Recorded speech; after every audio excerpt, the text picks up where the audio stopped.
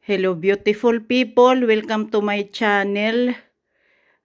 It's March 6 ba? 2024. Pumunta uli ako dito sa bahay ni Sven Eric, pero bago ako pumunta dito ay bumili uli ako sa Kimal ng yung tinatawag nilang shikling talrik or chicken plate.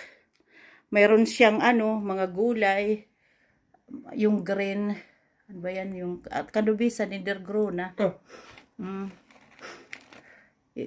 Ito, pagkatapos may mga ibang gulay siya at saka sauce. Yung sauce ay garlic sauce. Garlic sauce yan. Pagkatapos yun, yung chicken. Yung noon, yun, yung kebab. Pwede por shoot kebab. Idi koshoot eller? Bra fråga, för du sa det här var kyckling, så det är väl lite grann olika kött egentligen. Ja. Yung kebab, aywan ko siguro ibang yung karne, hindi naman yung chicken.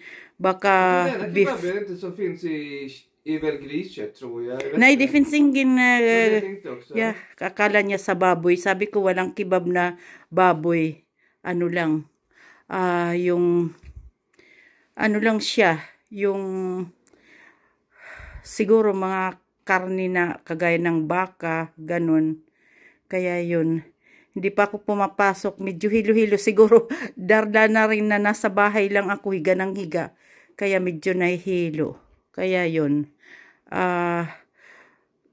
it's a little between the outside and it is cold. It is cold. Siyempre winter pa rin, but we don't have snow here. Okay, thank you guys for watching. Bye-bye.